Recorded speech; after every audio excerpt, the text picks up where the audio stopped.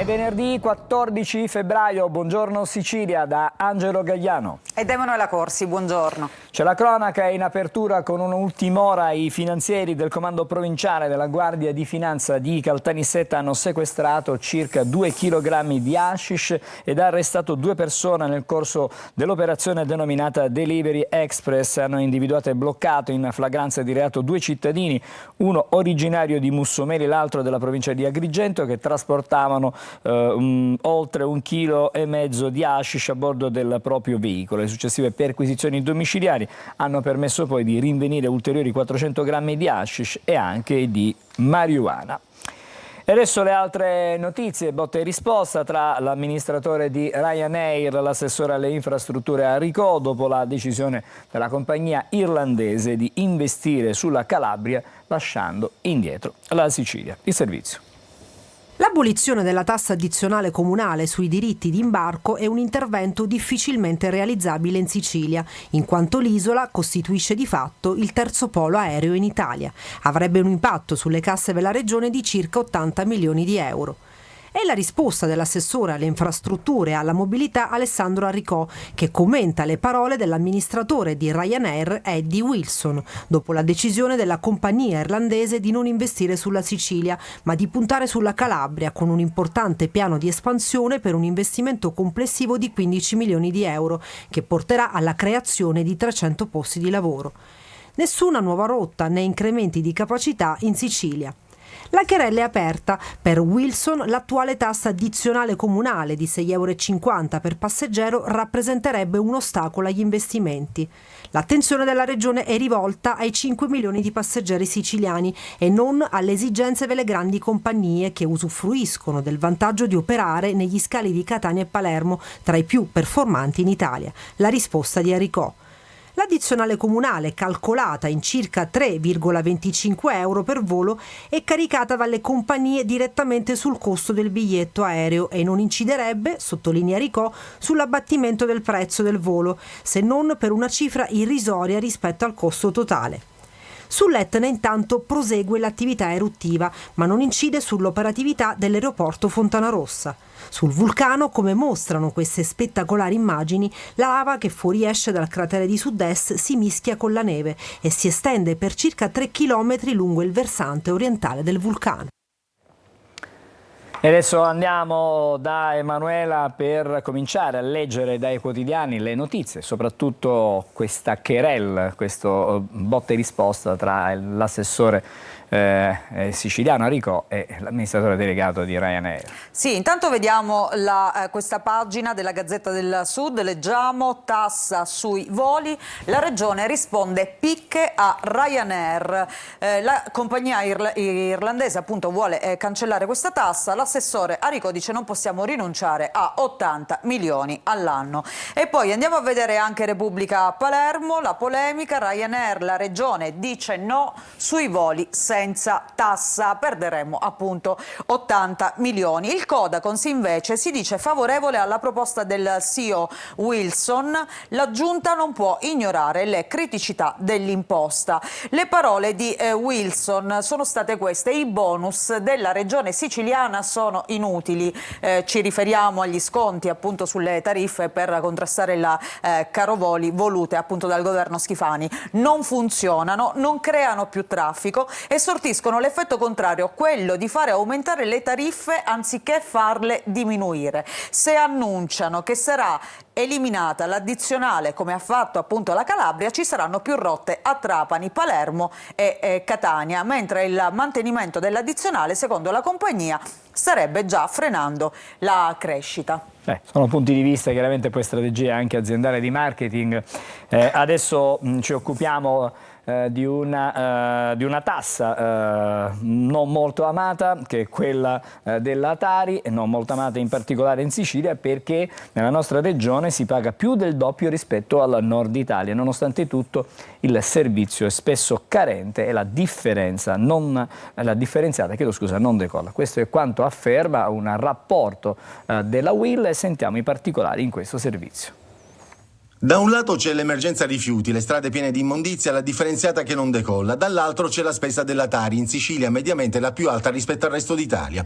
Più del doppio, ad esempio, se si prende in considerazione il nord-est. Una situazione che si ripete ancora una volta nella sua paradossalità, fotografata questa volta da un'indagine della UIL. Stando al report, basato sulle delibere tariffarie comunali e sull'ultimo dato Istat relativo ai redditi netti familiari, Trapani con 510 euro e Siracusa con 481 euro sono nella top 10 delle città italiane con i costi della Tari più alti, molto al di sopra della media nazionale che si attesta a 337 euro. Catania è quarta fra le città metropolitane con 475 euro, a Palermo si pagano 344 euro e a Messina 302. Da segnalare l'incremento record di Caltanissetta che conta un più 31%, passando dai 250 ai 327 euro. A Enna si pagano 305 euro, a Ragusa 420 e ad Agrigento 467.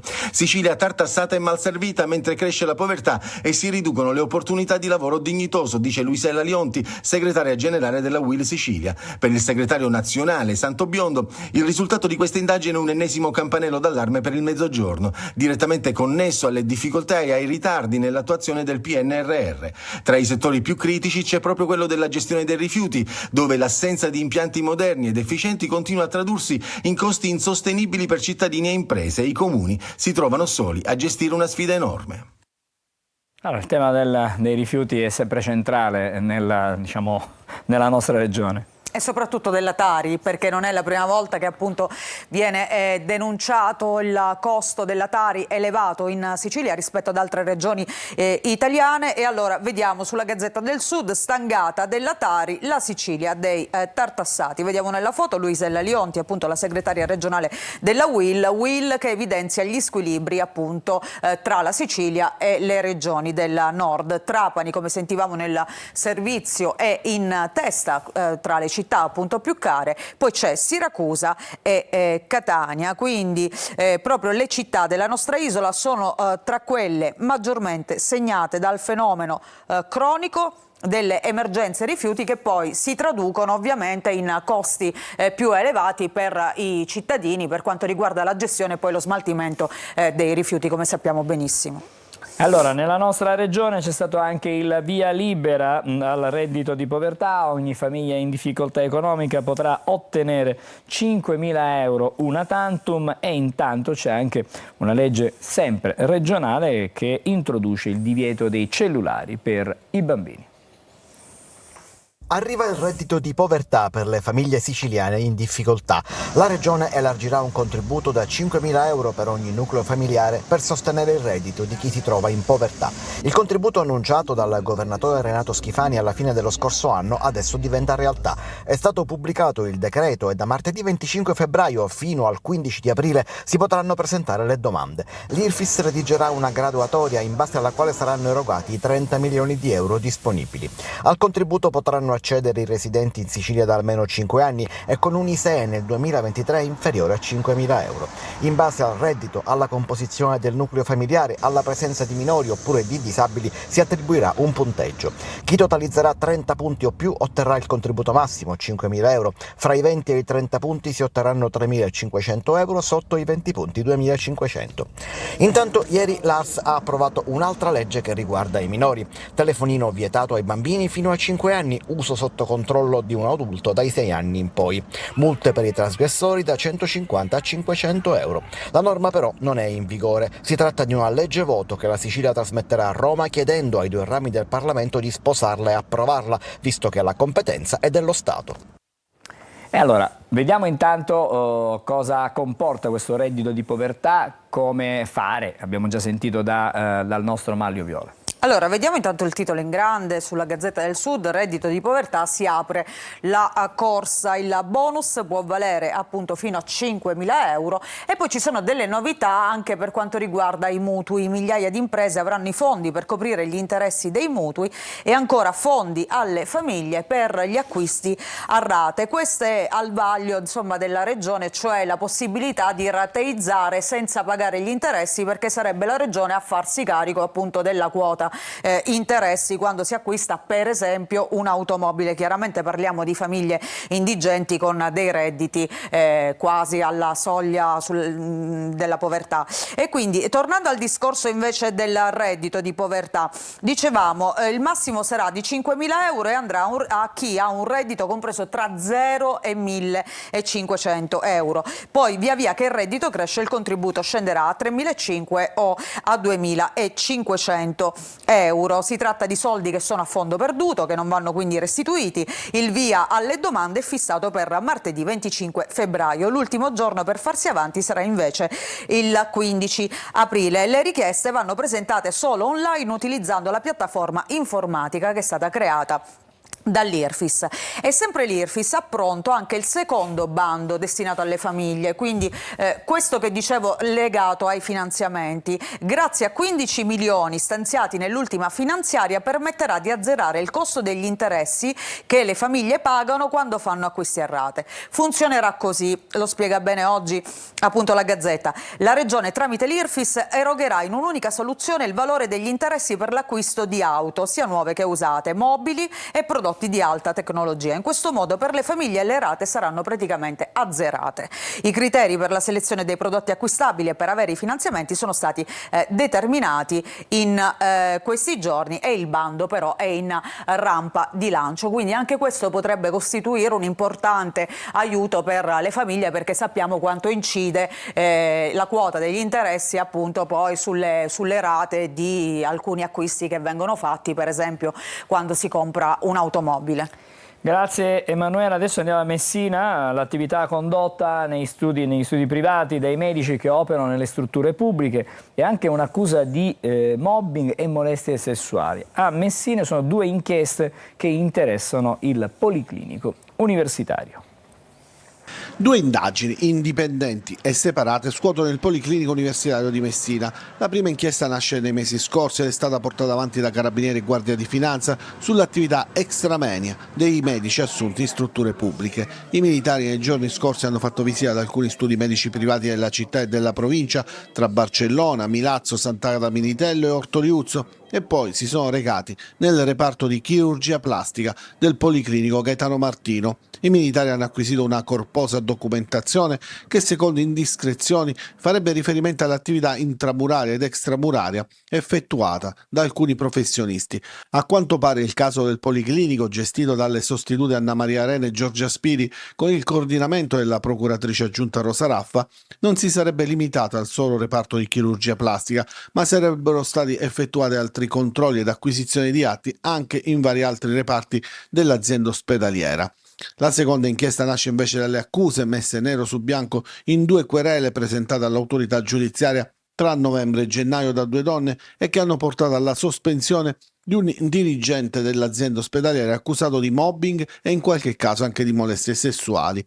Queste indagini sono all'inizio e si stanno raccogliendo le testimonianze e verificando con scrupolo le accuse delle presunte vittime, che saranno presto sentite dai manager del Policlinico, che nel frattempo in via cautelare hanno già provveduto a sospendere il dirigente dall'attività per 30 giorni in attesa di vedere anche gli sviluppi giudiziari della vicenda.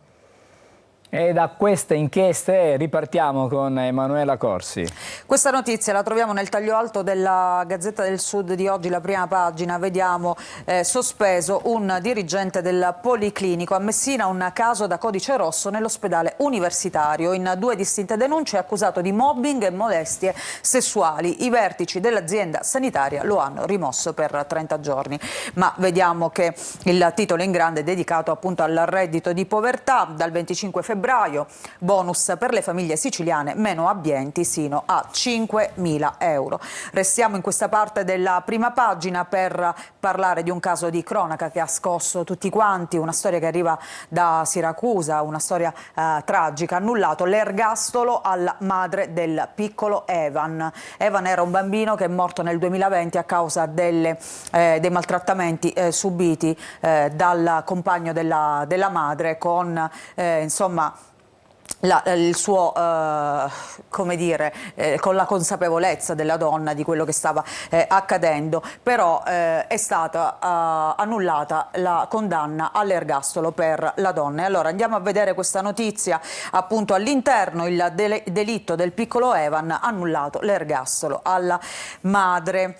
La Suprema Corte mette in discussione il verdetto. Il bambino, appunto, come dicevamo, è stato vittima di violenze e di maltrattamenti. Aveva soltanto 18 mesi quando è morto, era il 17 agosto 2020 ed è accaduto nell'ospedale di Modica, dove il bambino, appunto, è stato portato per una grave insufficienza cardiorespiratoria da broncopolmonite da aspirazione. Secondo i periti, per i maltrattamenti inflitti dal patrigno e dalla madre nella loro abitazione di Rosolini nel Siracusano. La donna e il compagno Salvatore Blanco, di 34 anni, anche lui condannato all'ergastolo, sono accusati di maltrattamento ed omicidio in concorso. Andiamo a vedere le altre prime pagine. Il Giornale di Sicilia, anche qui l'apertura dedicata al reddito di povertà. Si parte il 25 febbraio, scatterà la corsa delle famiglie meno abbienti per un bonus fino a 5.000 euro. Al traguardo invece il piano per abbattere i mutui, hanno aderito oltre 5.000 imprese. E poi il maxi blitz di Palermo contro la mafia, clan, affari e violenze, e c'è chi tenta la scalata. L'inchiesta svela equilibri instabili nei mandamenti. Alta tensione al vertice della cosca di Tommaso Natale San Lorenzo. Una finta rapina a pistolettate nascondeva più ampie strategie. I pestaggi a raffica. Anche qui vediamo il piccolo Evan in questa foto, questo piccolino che è morto nel 2020, Cassazione, nullo l'ergastolo alla madre di Evan, processo da rifare, morto per le botte. E vediamo anche la prima pagina di Repubblica Palermo.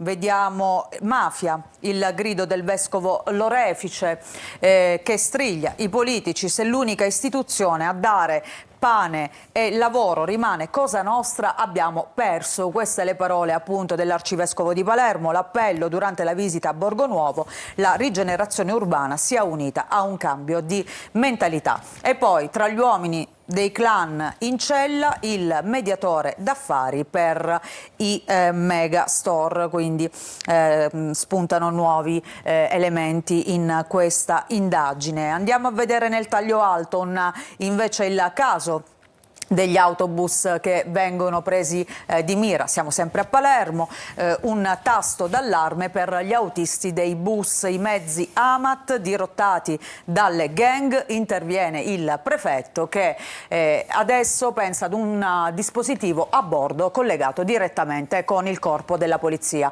municipale. E poi il reportage dal 118 ai rider, la paura di chi lavora di notte. Oggi, appunto, questo reportage su Repubblica Palermo sui rischi che si corrono a lavorare, appunto, sulle strade di notte. Altre notizie vediamo nel taglio basso: il Festival di Sanremo, che è molto made in Sicily quest'anno. Sono diverse le figure, appunto, sul palco, e ce n'è anche una di un piccolissimo, un giovanissimo pianista. Eccolo qui in questa fotografia, la festa di Buseto Palizzolo per il baby pianista, appunto, che arriva dalla provincia di Trapani e che è stato uno dei protagonisti di questi giorni. E poi Di Martino, che dice torna all'Ariston per l'inno di Dalla. Vediamo anche la prima pagina della Sicilia di oggi con l'Etna, vediamo scherzare con il fuoco, eruzione spettacolare sulla neve e c'è chi scia sul fronte lavico.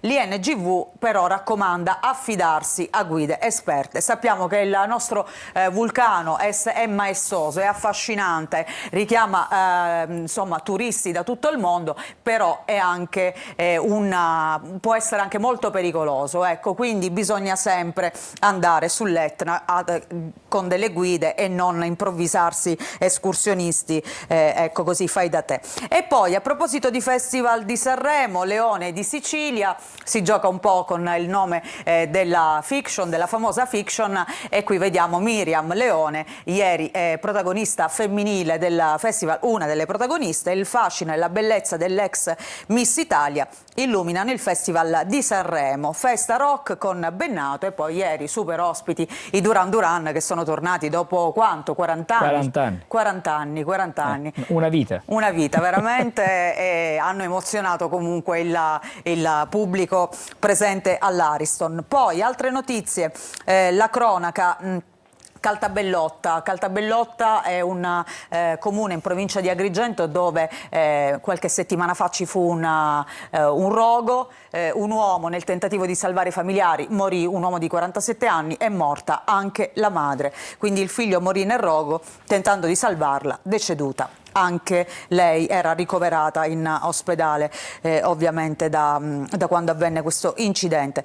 E poi andiamo ancora all'interno, vediamo quindi lo spettacolo della lava sulla neve. L'INGV, affidatevi appunto a guide esperte, ieri è proseguita l'attività esplosiva del cratere di Sud-Est, chiusi e poi riaperti gli spazi aerei, e qui facciamo vedere appunto questa immagine del fuoco sulla neve. L'abbiamo fatto vedere anche nei nostri servizi, davvero immagini bellissime con il drone, particolarissime. Grazie Emanuela, fra poco torniamo da te, stavolta per le pagine e per le notizie chiaramente nazionali e internazionali. Prima di collegarci con la polizia stradale c'è un'ultima ora, perché a Palermo la polizia ha individuato e arrestato 2 minori ritenuti responsabili di alcuni episodi di rapine e furti. State vedendo per l'appunto il video nel centro cittadino palermitano e a Menfi.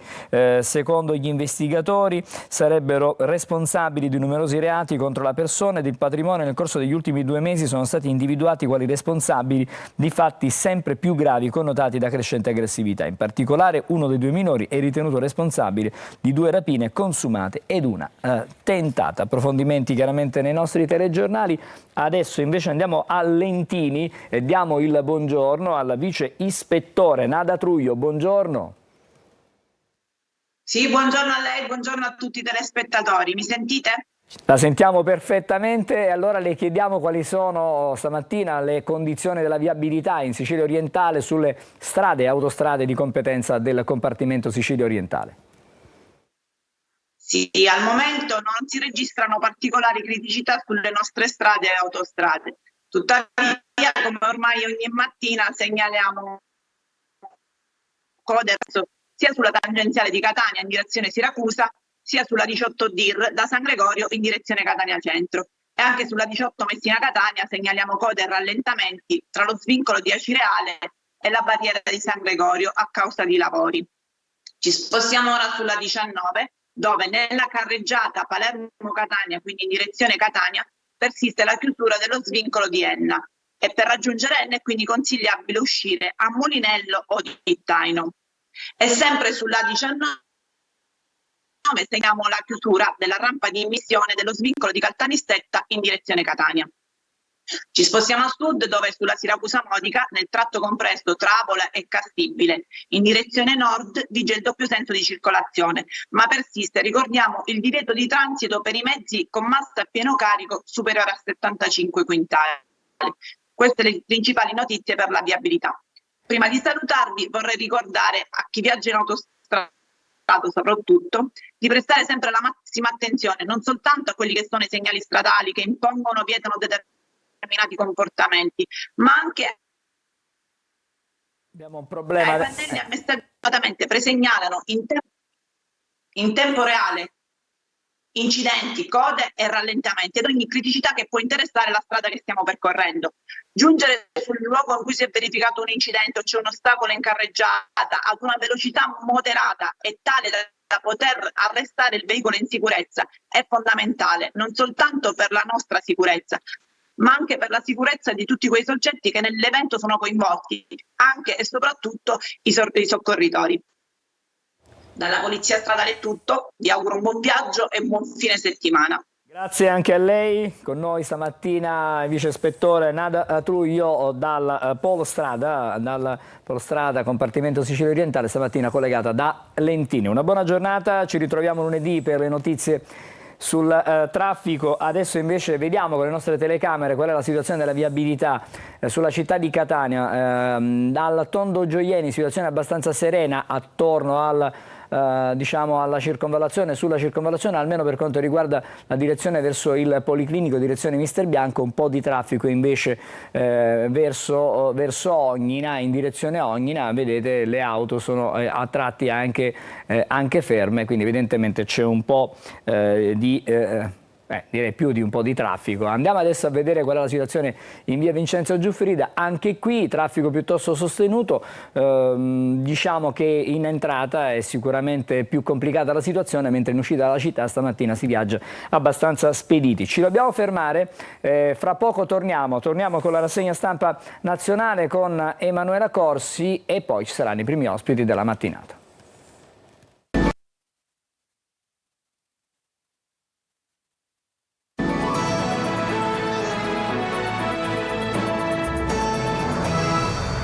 Rientriamo con Buongiorno Sicilia, adesso da Emanuela Corsi per la rassegna stampa con i quotidiani nazionali. Allora Angelo, partiamo dal Corriere della Sera, perché forse siamo vicini ad una svolta per quanto riguarda la guerra in Ucraina. C'è stata una telefonata tra Trump e Putin. Zelensky: no a patti senza Kiev. Le condizioni dell'Ucraina, gli obiettivi russi, gli Stati Uniti, nessuna concessione a Putin. La replica di Mosca: in un modo o nell'altro parteciperà.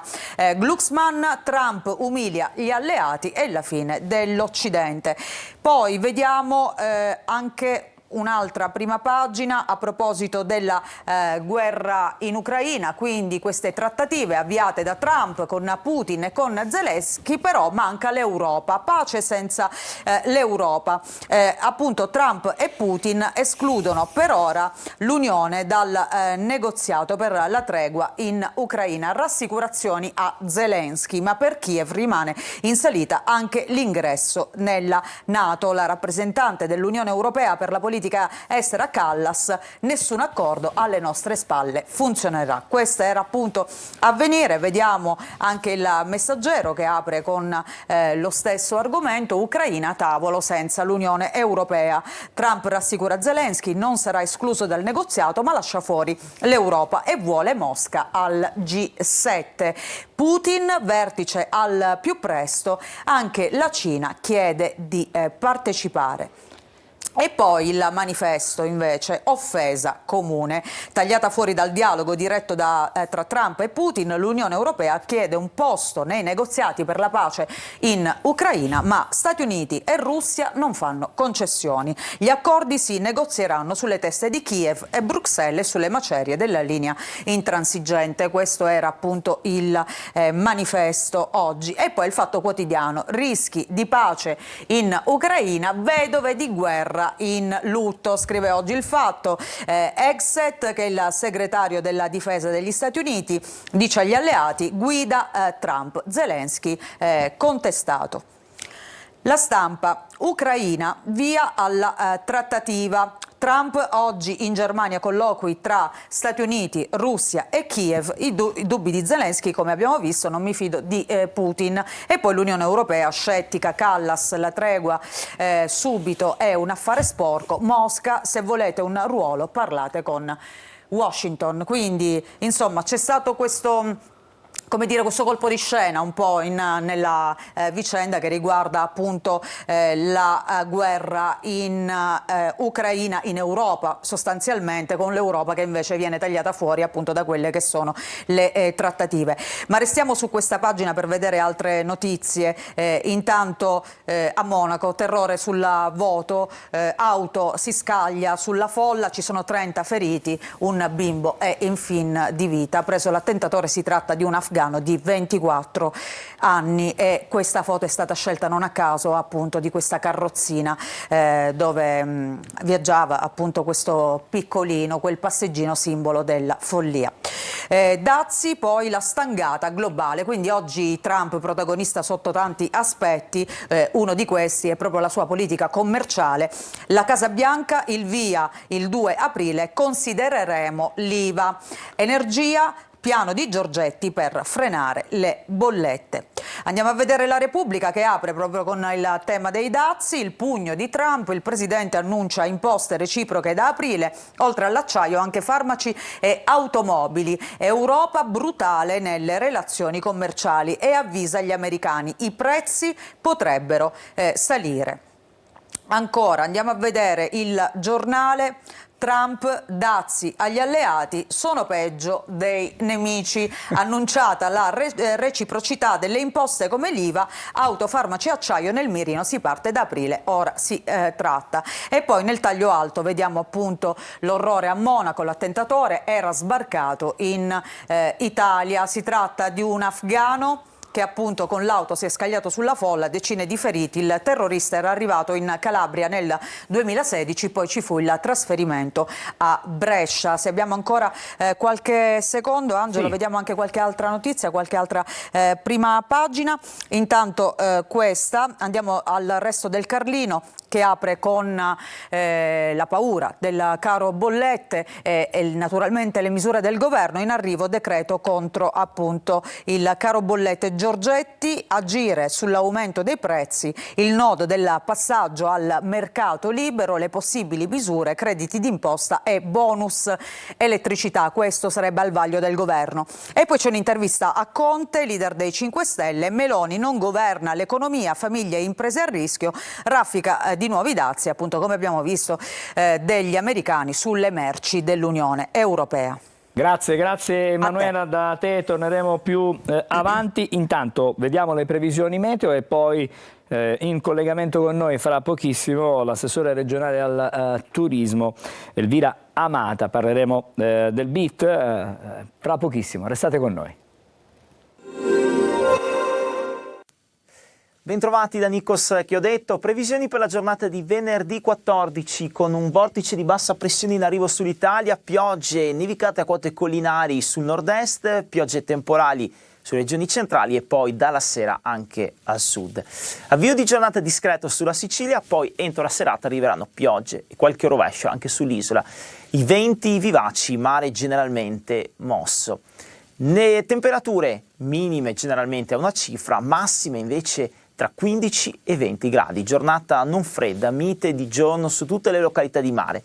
Nel corso poi di sabato 15 la zona di bassa pressione apporterà instabilità sulla Sicilia, giornata incerta e dinamica con il passaggio al transito di piogge e anche qualche rovescio a sfondo temporalesco. Sabato venti che piegheranno di maestrale, molto mosso agitato il canale Mar di Sicilia e le temperature in flessione. Maggiori dettagli, approfondimenti per questo weekend scaricando l'app di Trevi Meteo. Rientriamo in studio per Buongiorno Sicilia. Come annunciato, con noi stamattina c'è l'assessore regionale al turismo, ma anche allo sport e allo spettacolo, Elvira Amato. Buongiorno. Buongiorno a tutti. Buongiorno assessore, si è appena chiuso quest'anno, l'edizione di quest'anno del BIT, la Borsa Internazionale del Turismo per la Sicilia. Tante belle soddisfazioni perché i numeri sono di quelli importanti. Devo dire di sì, intanto abbiamo aperto la BIT, l'edizione di quest'anno, con una buona notizia per la Sicilia. L'Oscar del turismo ricevuto appunto per il 2024 come migliore destinazione d'Italia, quindi un qualcosa che sicuramente ci inorgoglisce, ci conferma che abbiamo lavorato nella direzione giusta e ci fa guardare al 2025 sicuramente con positività. Allora, anche i dati, come diceva lei, sono positivi certamente. 22 milioni di presenze, ecco, non sono poche. No, perché c'è un incremento intanto del 4,2% rispetto all'anno precedente, uno. E poi c'è il dato significativo degli stranieri che sono aumentati tantissimo, a 2 cifre questo aumento. Sì, la percentuale è stata dell'11,2%, però il dato che vado a guardare con più, come dire, positività è il dato che mi dice che non solo gli stranieri appunto sono aumentati, ma che gli stranieri frequentano e scelgono la Sicilia in periodi non di alta stagione. Se andiamo a verificare il primo trimestre, gennaio, febbraio, marzo, rispetto al 2023 abbiamo avuto un incremento importante di presenze straniere del 22,9%. È considerato che come dire, sono state due le parole chiave che hanno accompagnato il mio lavoro in questi 2 anni, cioè delocalizzazione e destagionalizzazione. Ecco, questi numeri ci dicono che evidentemente le azioni messe in campo sono state quelle giuste. E questo dato viene ancora di più confermato dal traffico dei passeggeri negli aeroporti principali di Palermo e di Catania, che mantiene una costanza di presenze in tutti i periodi, in tutti i mesi dell'anno, con una crescita sempre costante tra il 23 ed il 24. Assessore. Quindi ecco, questi sono numeri dati, non sentiment. Ecco. No, assolutamente sì, però le volevo chiedere, lei ha parlato di destagionalizzazione del turismo, quindi tutto l'anno la nostra regione offre la possibilità a chi viene a visitarci di poter apprezzare tantissimi il nostro paesaggio. Proprio per questo ci sono investimenti importanti da parte della regione, 135 milioni di euro per il miglioramento di quelli che sono gli standard ricettivi della nostra isola. Sì, ho ritenuto fondamentale, peraltro molto attesa questa misura da tutti gli operatori del turismo, ecco, da tutte le imprese, perché era da tanto che non si metteva in campo e mai era stata messa in campo una cifra così importante. Ecco, questo bando, queste risorse serviranno per le imprese sia per ristrutturare, migliorare, ammodernare le proprie strutture ricettive, ma sia in senso strutturale che a livello di digitalizzazione, quindi di tecnologia, ma nello stesso tempo anche per aumentare i posti letto. Davanti a questa domanda che va sempre crescendo, è chiaro che noi dobbiamo essere pronti con un'offerta e un'offerta di qualità. Voglio sottolineare che appunto l'aumento dei posti letto deve verificarsi senza consumo di nuovo suolo, ma con la riconversione di strutture, di immobili per esempio abbandonati. Penso a degli immobili di pregio anche storico-architettonico che possono essere riconvertiti in strutture ricettive. Una grande occasione e sono certa che è un'azione che atterrerà in maniera importante. Assessore, ci sono degli itinerari che sono stati creati ad hoc, sono 6 itinerari per incrementare un determinato tipo di turismo, quello che consente al visitatore di poter apprezzare certamente la nostra regione, ma godere di particolari percorsi. Sono 6 gli itinerari, se non sbaglio, che avete pensato, avete messo a punto per questo tipo, per questa fascia. E allora consideriamo che io come dico sempre, il turismo non solo è la vera industria dell'economia di una regione, ma direi anche di una nazione, ma è un mondo in continua evoluzione e quindi le azioni che devi mettere in campo le devi mettere in campo scientemente, studiando e quindi valutando e monitorando quello che è il desiderata dei viaggiatori. Oggi i viaggiatori vogliono vivere le esperienze, vogliono arrivare a destinazione e scoprirne storia, cultura, tradizione, amano molto il turismo all'aria aperta, quindi percorsi naturalistici. E certamente l'isola con le 87 aree protette, i nostri parchi, può assolutamente offrire tutto questo. Noi però abbiamo fatto di più, ci siamo relazionati con gli operatori, con i tour operator, le agenzie di viaggio, attraverso una manifestazione di interesse, li abbiamo invitati a una sinergia, no? Per cui loro hanno preparato dei pacchetti denominati Sicilia d'inverno, proprio sempre nella direzione della destagionalizzazione, e avranno l'opportunità di veicolarli attraverso il nostro sito visitsicily.info. Non solo, abbiamo avuto anche delle proposte da parte delle associazioni, tante proposte proposte esperienziali, e tutto ciò sarà non solo diciamo veicolato attraverso il sito, ma anche attraverso la presenza nostra in altre fiere. Penso al prossimo appuntamento, quello di Berlino per esempio.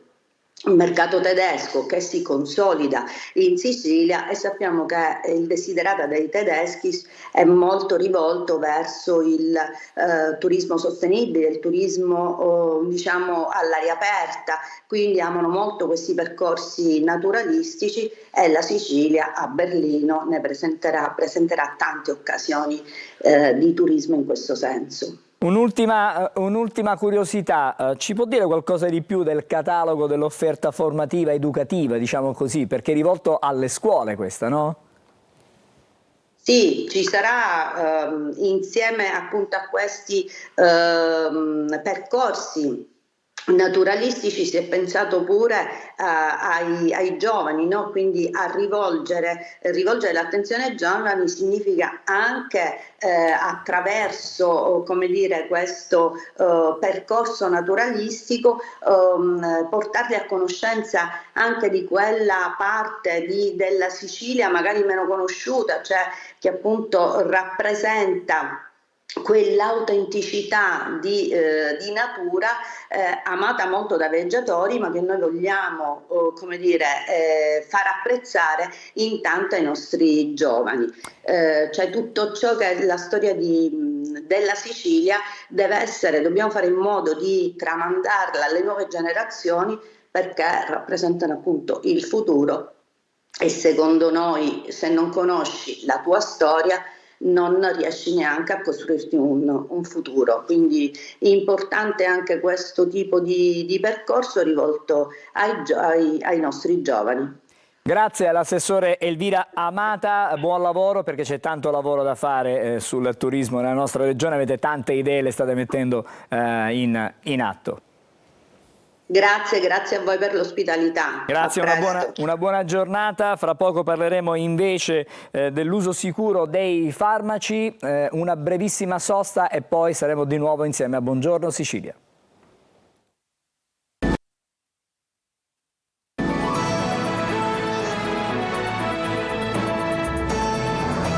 Rieccoci di nuovo insieme a Buongiorno Sicilia. In studio con noi c'è la dottoressa Anna D'Agata. Buongiorno dottoressa, che è il direttore del Dipartimento del Farmaco dell'ASP di Catania. Chiedo scusa.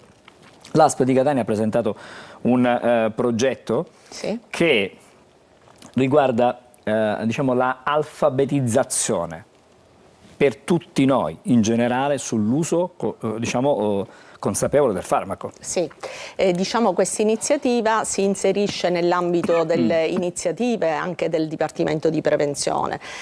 L'uso sicuro dei farmaci. Innanzitutto, appunto, come ha detto lei, io sono il direttore del Dipartimento del Farmaco dell'ASP di Catania, quindi ci occupiamo dell'assistenza farmaceutica nell'ambito territoriale. Con questo progetto vogliamo andare all'interno delle scuole per aumentare il grado di consapevolezza dei cittadini, in questo caso della popolazione studentesca, sull'uso sicuro dei farmaci in generale ed in particolare degli antibiotici, perché come sappiamo il problema dell'antimicrobico resistenza è un problema importante a livello mondiale.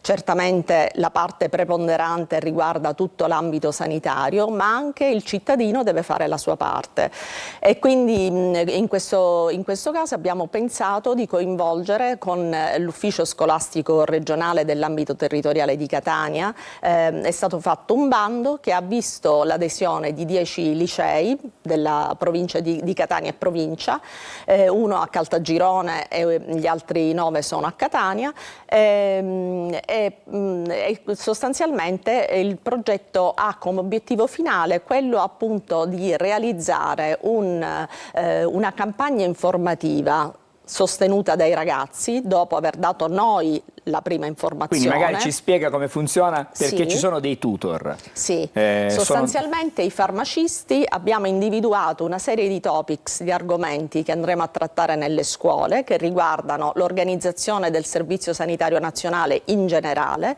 l'organizzazione dell'assistenza farmaceutica, l'uso sicuro dei farmaci e l'importanza della farmacovigilanza, e poi l'uso degli antibiotici, l'uso appropriato degli antibiotici. Ecco, evitare appunto l'automedicazione, seguire quello che dice il medico, ovviamente il medico di base in questo caso, e non il fai da te o il consiglio dell'amico.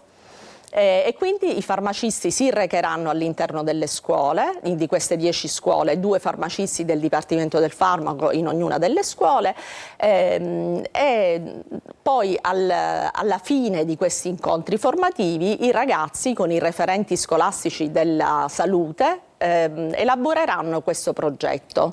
Alla fine verranno valutati. Quanto dura per i ragazzi l'impegno?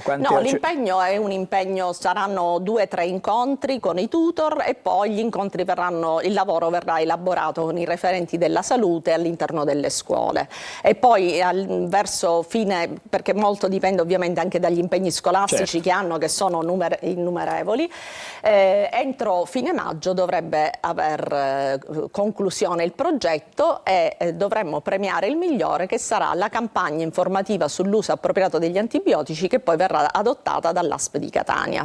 Dottoressa, io stamattina mi vorrei soffermare con lei. Prima abbiamo fatto un accenno sul fatto, insomma, che c'è questa emergenza, un'emergenza soprattutto dell'abuso, fra virgolette, dell'antibiotico, perché l'Italia in particolare diciamo è tra le nazioni in Europa che ha il maggiore questo tasso di resistenza. Diciamo che appunto l'antimicrobico resistenza è un fenomeno di emergenza mondiale, che è legato al fatto che diciamo, i batteri riescono a mettere in atto già da loro dei meccanismi di resistenza. In più, con un uso eccessivo, questi meccanismi di resistenza sono diventati, oggi infatti si parla per alcuni batteri di superbugs, cioè proprio batteri che sono resistenti a quasi tutti gli antibiotici. Quindi bisogna, ecco, ritornare ad avere un utilizzo appropriato degli antibiotici. Per questo ci sono tantissime iniziative messe in atto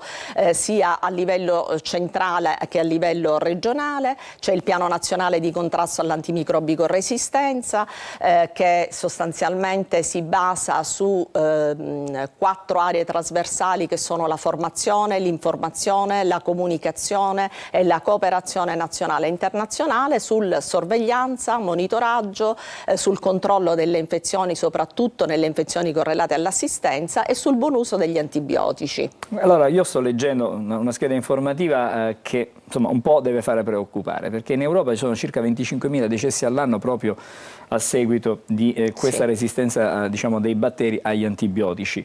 Ma la prospettiva nel 2050, secondo questa proiezione, se non si corre ai ripari, saranno, diciamo, le morti per antibiotico resistenza saranno addirittura superiori alle morti per cancro. Ovviamente questo progetto non è un tassellino di conoscenza, tutto il resto, diciamo, ci sono tutti, sia dal Piano Nazionale di Prevenzione che appunto col Piano Nazionale del Contrasto all'Antimicrobico Resistenza, per cercare di frenare questo fenomeno. Anche l'Organizzazione Mondiale della Sanità sta prendendo delle contromisure. Certo, abbiamo tutta una serie di misure che sono messe in atto, soprattutto, ripeto, nell'ambito ospedaliero. Il progetto vuole semplicemente rendere gli studenti consapevoli, rendere tutti più consapevoli, far sì che questi ragazzi possano essere anche, diciamo, dare un'informazione di ritorno alle famiglie per diffondere poi questo messaggio. Esatto, diffondere questo messaggio, che è un messaggio che non ci deve lasciare indifferenti, che deve farci riflettere, sia non soltanto i sanitari lo sanno bene, ma soprattutto anche a livello di popolazione. Ecco, non ricorrere subito all'antibiotico quando si ha un mal di gola, ecco, per dire una banalità. Perché insomma, tutti noi cerchiamo di fare passare subito quello che è il sintomo che accusiamo, Esatto. però molte volte anche se Seguire il consiglio del medico. quello è ecco. fondamentale, perché Sì. la gola rosata non significa che c'è un'infezione No, batterica. bisogna attendere almeno 3 giorni e poi... La mia curiosità è, prima di salutarla, i ragazzi, avete avuto già un feedback? No, abbiamo fatto degli incontri, adesso ancora abbiamo fatto gli incontri preliminari con le scuole, abbiamo lasciato alle scuole la libertà di organizzarsi sulla base delle loro esigenze e quindi ci saranno magari scuole che faranno partecipare, abbiamo intanto deciso di far partecipare i ragazzi del triennio, cioè dal terzo, quarto e quinto anno, ci saranno scuole che faranno partecipare più classi all'evento e poi sceglieranno un rappresentante per classe per la realizzazione del lavoro, ognuno si organizzerà in base alle proprie esigenze e quindi dobbiamo proprio ora adesso entrare nel vivo con questi incontri a scuola e negli incontri, oltre a quei topics che le ho detto che verranno trattati, prima sarà fatto ai ragazzi un questionario d'ingresso per valutare il grado di conoscenza sull'argomento che verrà poi discusso proprio subito lì in loco. Una bella iniziativa e speriamo insomma che i ragazzi poi hanno delle grandissime idee. Esatto, e quindi utilizzano i loro telefonini per fare tutto, chissà magari che non riescono a fare una campagna attraverso anche i social oppure con tecnologie nuove, realizzeranno un filmatino, qualcosa di particolare. Vedremo, che poi... vi faremo sapere. Grazie allora alla dottoressa Grazie a voi, grazie. Anna D'Agata, che è il direttore del Dipartimento del Farmaco dell'ASP di Catania. Buon lavoro, in bocca al lupo. Grazie per l'invito. Ci fermiamo pochi minuti perché andremo subito dopo a Sanremo, cercheremo di capire stasera che cosa succede, ma parleremo anche di quello che è successo ieri con la nostra Veronica Barbarino. A dopo.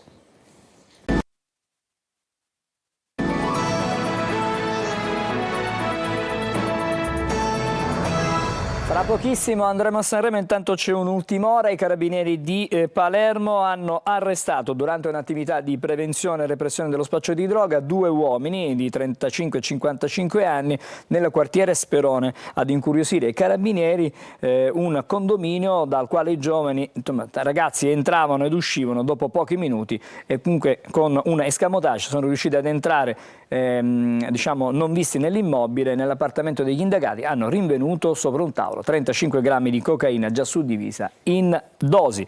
E adesso andiamo a Sanremo, vedo la nostra Veronica Barbarino. Buongiorno Veronica. Ciao, buongiorno a tutti. Non Oggi sei da abbiamo un sola, ospite. non sei da sola questa mattina. Sì, oggi con me c'è Paola Quattro, speaker di Studio 90 Italia, anche lei sicilianissima, e ci siamo incontrati e ho detto dai, vieni in diretta con noi e raccontiamo questo Sanremo insieme. Allora, questo Sanremo... Sì, ci regala sempre tanta Sicilia. Ieri sera c'è stata la nostra Miriam Leone, abbiamo visto sul palco che ci ha, ha illuminato il palco di Sanremo. Stasera è una serata particolare, quella delle cover. Ci raccontate qualcosa di queste cover, poi vediamo dei contributi che abbiamo già preparato. Abbiamo una bella intervista che Veronica ieri ha realizzato con Marcella Bella. Intanto, che ci dite di queste cover? Ci incuriosiscono in modo particolare. A me l'occhio è andato su quello che faranno Giorgia e Annalisa, se non sbaglio, e Elisa, chiedo scusa. Annalisa, chiedo scusa. con Annalisa sarà sicuramente pazzesca. un momento di grande Sentiamo malissimo, sentiamo male Paola 4, però non capiamo perché l'audio era un po', balbettante. Vediamo un po' di riprovarci. Non la sentiamo, Paola, non la sentiamo, un pochettino complicato, vediamo di sistemarlo. Intanto facciamo una cosa, sentiamo l'intervista a Marcella, e poi torniamo sulle cover. Marcella. Ho scelto di avere vicino 2 ragazzi giovanissimi perché io amo i giovani e soprattutto mi davano una carica diversa, una freschezza che ci voleva per rinnovare l'interpretazione di questa canzone bellissima, una canzone che è stata una grande hit, che ha scritto mio fratello Gianni, che dedico a Gianni, no? E che ha scritto anche insieme a Mogol, naturalmente. E ho scelto loro perché mi hanno incuriosito. Avevo letto che avevano fatto una versione tutta loro di una canzone dei Coldplay, Viva la Vida, e quindi li ho sentiti e ho detto loro devono essere con me, un po' perché i violini sono romantici e poi io canterò il giorno di San Valentino, quindi un tocco di romanticismo ci sta benissimo. Abbiamo sentito proprio Marcella sui duetti, no? di questa sera, su quello che saranno poi, diciamo, le cover e i duetti. Con lei i Twin Violins, l'emozione non ha voce, la canzone di Celentano, ne ha parlato lei. Proviamo di nuovo a sentire anche Paola. Allora no, dicevo prima, ce la facciamo, che l'energia di quest'oggi, di questa sera di Giorgia e Annalisa sarà strepitosa, si stanno preparando alla grande, più tardi ci saranno le prove, ma un'altra sorpresa secondo me saranno anche Rocco Hunt e Clementino, perché faranno anche un omaggio a Pino Daniele tra i tanti omaggi che ci saranno quest'oggi. Quindi insomma c'è tanta roba stasera da vedere. Abbiamo un altro contributo, chiedo alla regia se l'abbiamo già pronto, possiamo anche sentirlo, vediamo un po'. Torniamo a Sanremo con il contributo. Sì, sentiamo per l'appunto, come diceva la nostra Veronica. Sentiamo. Questo è un pezzo bellissimo che hanno scritto Alessandro Mahmoud, Blanco e Michelangelo, e mi piace il fatto che, a parte il fatto di questo Se ti innamori muori, l'ho amato dal primo momento perché è una grande frase, perché è un claim incredibile a vivere le emozioni fino in fondo senza avere paura di poter perdere, no? Senza aver paura della sensazione di abbandono che possiamo provare una volta che abbiamo dato tutto, no? Quindi questo Se ti innamori muori, questa morte è come la piccola morte dei poeti francesi, no? L'attimo, dopo che hai fatto l'amore, che hai dato tutto, c'è questo momento di abbandono, quasi ci sembra di galleggiare, ci sembra di evaporare. Ed è un galleggiamento, un abbandono all'insegna della felicità, della contentezza, mai del rimpianto. Poi c'è la frase sul figlio che è bellissima, avere un figlio non è un argomento facile da prendere per nessuno secondo me, specialmente oggi che hanno tutti paura di fare questo grande passo, perché proprio per questa cosa di paura di vivere le emozioni fino in fondo. Anche il tema del restare, no? Perché in fondo sai che se sto qua ti stringerei fino ad odiarti, ma lo so, c'è anche il fatto di avere il coraggio di rimanere nelle situazioni, di non scappare e di dare tutto. Abbiamo sentito un po' quelli che sono poi i temi portati sul palco. Volevo parlare con voi di questa sera, perché stasera ci sarà, abbiamo detto sì, i duetti, le cover, ma ci sarà una classifica ad hoc proprio anche sulle cover, perché ogni sera c'è una classifica. Ieri è venuta fuori dalla terza serata una classifica che dà delle conferme, soprattutto una conferma, diciamo così. Poi magari mi spiegate voi nel dettaglio, visto che siete lì a Sanremo, però quella di stasera è una classifica anomala rispetto alla gara. Diciamo, il gradimento sarà esclusivamente sui duetti e su queste cover. Andiamo con ordine e mi raccontate che cosa è successo ieri. Allora, ieri sera nella top 5 abbiamo visto entrare Brunori, Gabbani, Comacose, Irama e Olli. Alcune conferme, ma di novità abbiamo Irama nella top 5. Poi sono d'accordo. Allora, Irama sicuramente ha acquistato un punteggio maggiore, però devo dire che la conferma è stata quella sicuramente di Bruno Risas e di Olli, che si riconfermano ancora una volta in alto alla classifica. Oggi non ci sarà classifica, se non, come hai già detto, quella dei duetti, ma aspettiamo anche un duetto, secondo me molto bello, che sarà quello di Simone Cristicchi con sua moglie Amara. Quindi questa è un'altra attesa importante per vedere insieme che emozione ancora una volta ci regaleranno. Ieri sera è stato consegnato un premio alla carriera importante.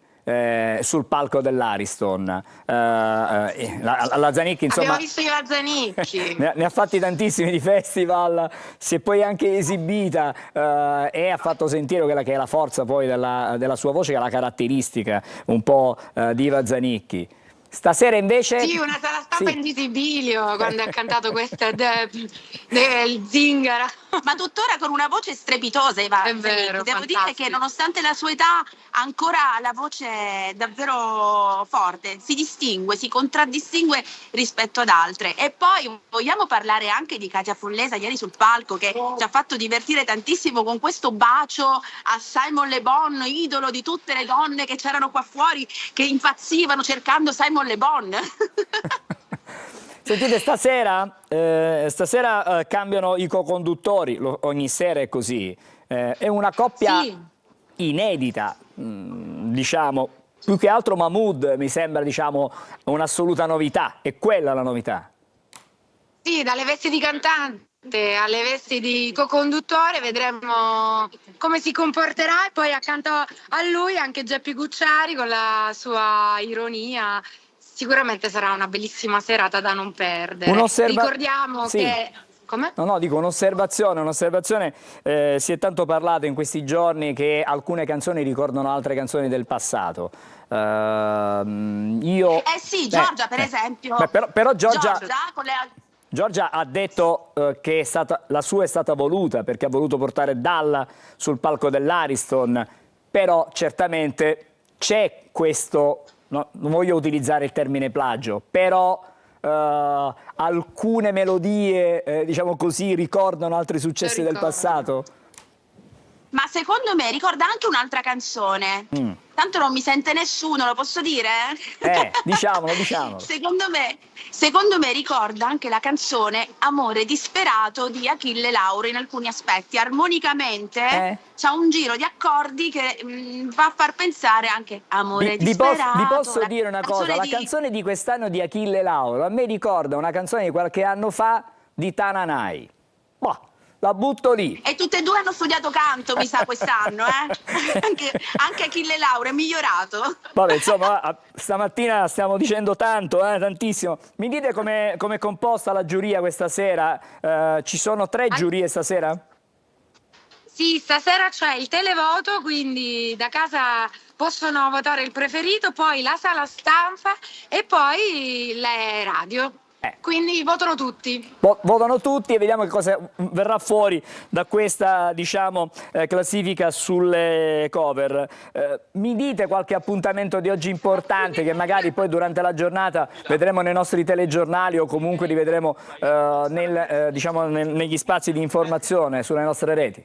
Scusami, intanto volevo dire che i complimenti vanno anche perché ieri è stato eletto il vincitore delle nuove proposte settembre. Questo è anche vero, che ha vinto praticamente le nuove proposte, quindi mi sembra anche doveroso fare un plauso a questo artista che con Alex Wise è arrivato in finale e chissà, speriamo bene per lui che possa andare avanti con la sua carriera artistica. In ogni caso è stato molto bravo settembre. Vi volevo chiedere, secondo voi c'è un outsider che potrebbe sbaragliare tutti?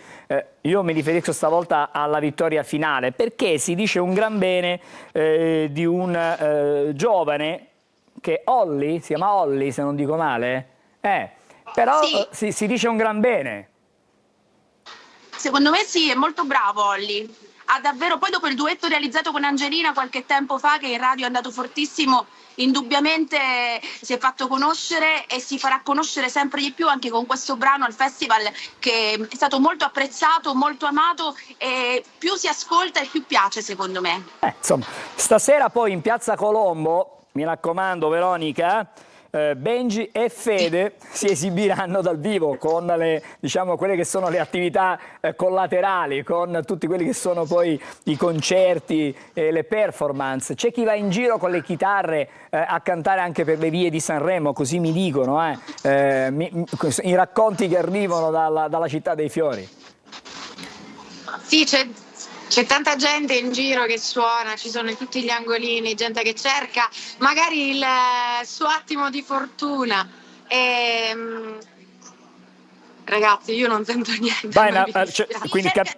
capiamo... In questo momento stanno suonando. Sì? In questo momento stanno suonando qua dietro, siamo qui all'Ariston, quindi si stanno preparando per le varie dirette, i vari appuntamenti di tutti gli artisti, c'è molta gente e soprattutto ne arriva e tantissima, ne sta passando tantissima qua e niente.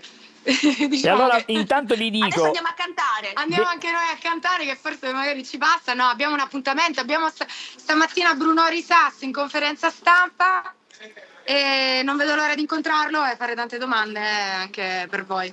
Bene, grazie alla nostra Veronica Barbarino, grazie anche a Paola Quattro, buon lavoro per quello che vi aspetta oggi, un'altra giornata piuttosto intensa. Noi adesso ci fermiamo, andiamo a vedere, Barbarino, chiaramente aspettiamo un servizio più tardi nel telegiornale, magari ci racconterai cosa stai facendo perché... e magari sentiremo anche Marcella, visto che abbiamo già sentito un piccolo estratto di Marcella Bella. Buon lavoro ancora, buona giornata a Sanremo.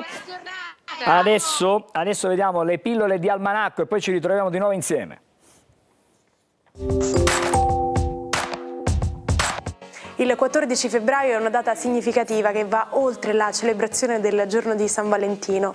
È la giornata mondiale contro le cardiopatie congenite. Le cardiopatie congenite rappresentano il 40% di tutte le malformazioni e circa un neonato ogni 100 nati vivi in Italia è affetto da una cardiopatia congenita, definita come una anomalia del cuore e o dei grandi vasi ed è presente già durante la vita fetale.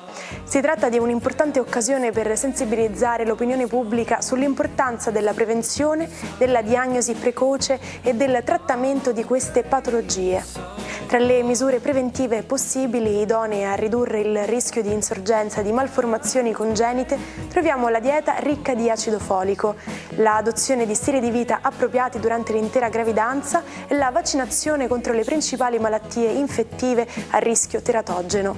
Se l'ecografia prenatale pone il sospetto di cardiopatie congenite critiche, il parto dovrebbe avvenire in contesti ospedalieri in cui è possibile l'intervento multidisciplinare, trasferendo la donna gravida in centri di secondo livello dotati di cardiologia pediatrica, interventistica e cardiochirurgia. Come abbiamo evidenziato più volte, all'interno del nostro corpo viaggiano dei segnali elettrici per permettere la comunicazione tra l'ambiente circostante ed il nostro cervello, attraverso i nostri sensi ed a velocità elevatissime. In particolare nel nostro orecchio, nella zona della coclea, avviene la trasformazione delle informazioni sensoriali da onde sonore a impulsi nervosi che attraverso il nervo acustico arrivano al cervello. Se la struttura dell'orecchio interno non funziona bene, è possibile applicare un impianto cocleare che invierà segnali direttamente al nervo acustico, permettendo la percezione di suoni.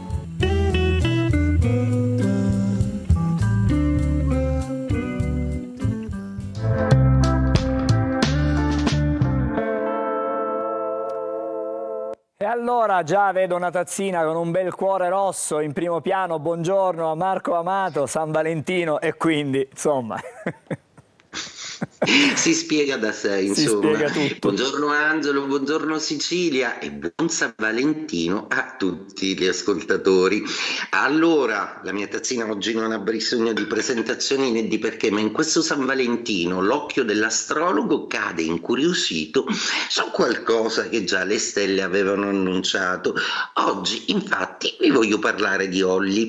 Olli, Federico Olivieri, detto tale, è del segno zodiacale del Toro. Come vi avevo già annunciato, il Toro, il segno del Toro e il segno del Cancro sono i super favoriti in questo Sanremo, decisamente molto molto inedito e spumeggiante. Ebbene, questa sua successo si deve proprio alla presenza del pianeta Urano nei gradi zodiacali del Toro, proprio perché è il pianeta che più di tutte ha a che fare con il sound, soprattutto quello elettronico, quello contemporaneo, quello nuovo. Ebbene, un successo strepitoso che decisamente promette e prometterà, garantisce l'astrologo, un grande successo anche futuro. Ma andando al mio argomento preferito, ovvero Sanremo. La serata di stasera è una serata molto speciale, peraltro non nascondo la mia preferita, è quella delle cover. La luna infatti oggi è in Vergine, segno doppio, tutto quello che è binario nei segni zodiacali è decisamente qualcosa che ha a che fare sempre con una cooperazione, non solo con dei difetti da astrologia, un po' da rotocalco e da leggenda metropolitana. Ebbene, proprio stasera assisteremo a un trionfo dei segni fissi, ovvero Toro, Scorpione, Leone e Acquario.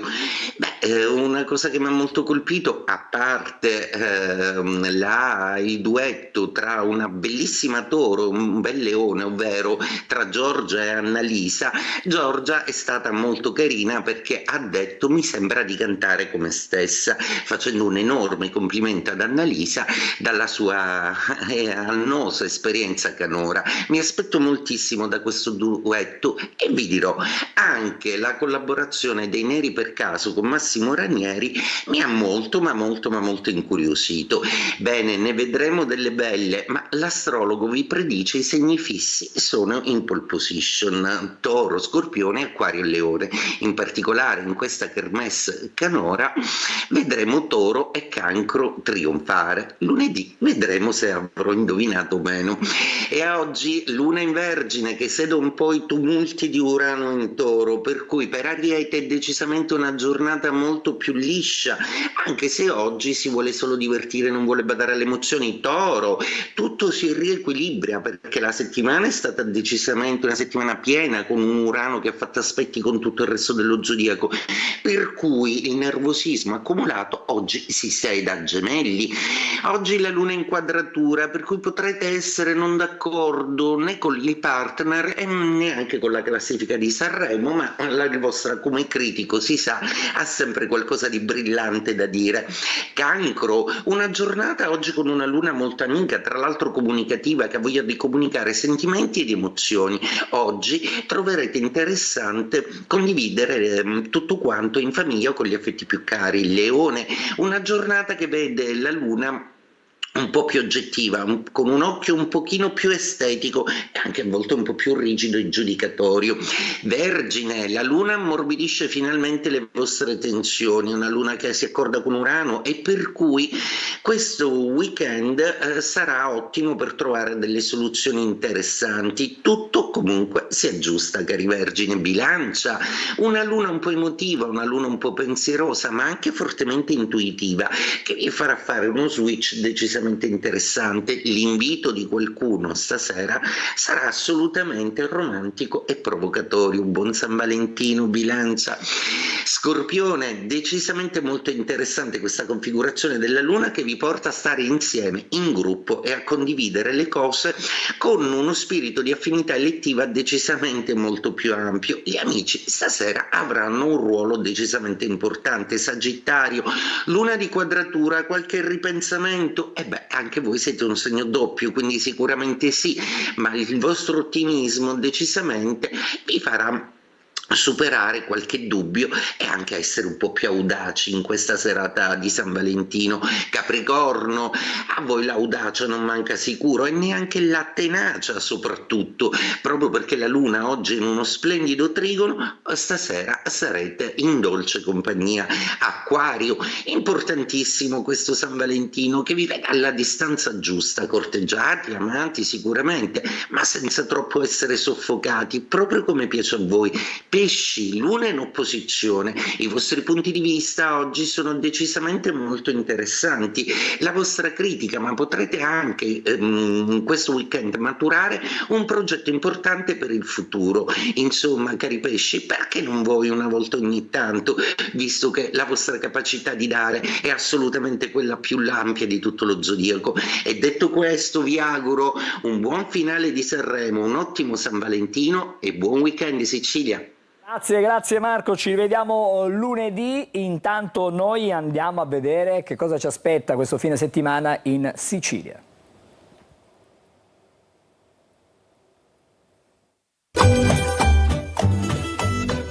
Weekend in Sicilia, tutto il meglio degli eventi da non perdere.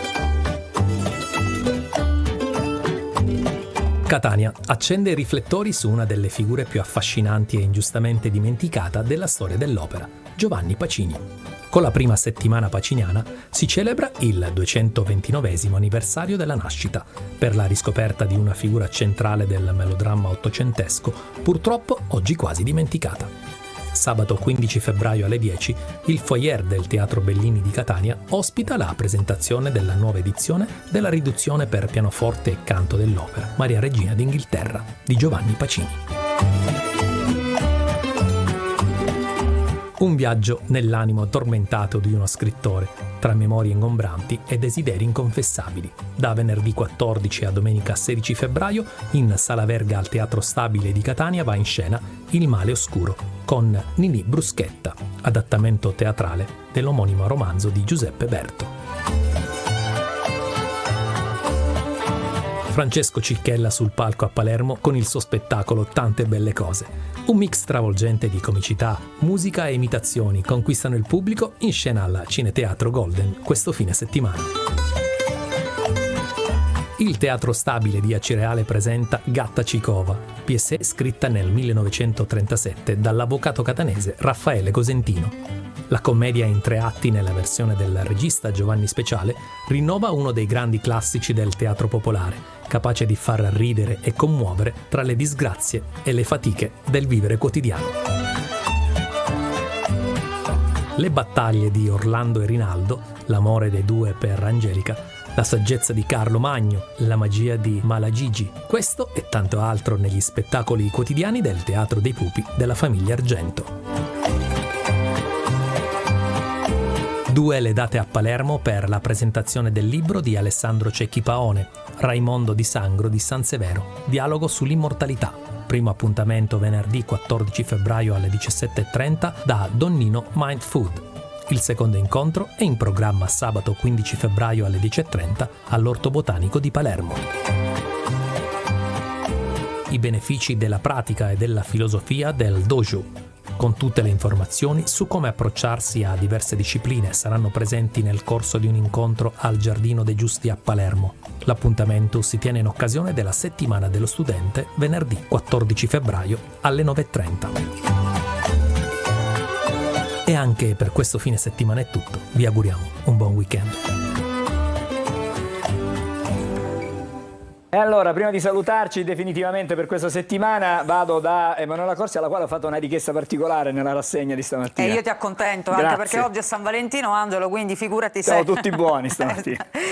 Allora, ti faccio vedere la prima pagina del Corriere della Sera, ma potrei scegliere qualsiasi prima pagina perché c'è questa foto di Brignone che vince l'oro di sci, vince il gigante 28 anni dopo la Compagnoni, la caduta invece di Goggia, quindi Brignone da leggenda e oro ai mondiali. Lei dice il sogno di una vita. Quasi 30 anni, è passata una vita veramente. Eh sì, però lo sci ci regala sempre tante grandi gioie. emozioni. Sì. E poi parliamo sempre di sport, di sportivi, però è una storia decisamente più triste rispetto a quella che abbiamo appena visto, perché parliamo di Stefano Tacconi. Stefano Tacconi sappiamo che negli ultimi anni ha avuto un brutto aneurisma, quindi sta combattendo con i postumi appunto di quello che gli è accaduto, e c'è il titolo, non a caso siamo sulla Stampa, Caso popolare, perché oggi lui vive in un alloggio popolare, quindi insomma un po' questa parabola discendente di un grandissimo campione che ci ha regalato veramente tantissime emozioni. Quindi Tacconi, ex portiere della Juventus e dell'Italia, abita in un alloggio Aler a Milano, tra polemiche sulla tempistica e riflessioni su difficoltà inattese. È tutto in regola, abbiamo avuto anni duri. Tu pensa che qualcuno ha sollevato anche qualche polemica perché uno come Tacconi occupa un alloggio popolare, però ci sono anche delle motivazioni. Lui ha delle difficoltà anche a muoversi, quindi aveva bisogno anche di una casa dove non ci fossero barriere architettoniche, e insomma la grande umiltà e la grande dignità con cui lui sta affrontando questa seconda parte della sua vita ben Poi lontana. c'è il figlio che sta accanto sempre al papà. E lo vediamo appunto in questa foto assieme al suo papà. Qua invece con la moglie Laura Speranza, loro si sono sposati nel 2011. Chiudiamo con qualcosa di più leggero. Questa sera il Festival di Sanremo, non ne abbiamo parlato completamente oggi, pochissimo. Naturalmente oggi è anche San Valentino, come dicevi tu, e allora c'è questa analisi, maledetti cuoricini, i testi al festival pieni d'amore, ma è un sentimento svuotato, fatto solo di emoticon e basta. Oggi per San Valentino sul palco ci saranno degli omaggi per le donne, quindi le donne riceveranno un omaggio e nessuno ha da ridire. Vedremo se sarà così. Grazie. Lo commenteremo lunedì, ovviamente. Esattamente. Grazie ad Emanuela per il suo contributo, per la sua rassegna stampa importantissima. Finisce qui Buongiorno De Silvia per questa settimana. Noi ci salutiamo. Oggi è San Valentino e allora i nostri autori hanno pensato bene di chiudere con la canzone simbolo, diciamo, di questa giornata, Umberto Tozzi, e dire tutto, ovviamente. Ti amo. A tutti buon fine settimana, ci vediamo lunedì.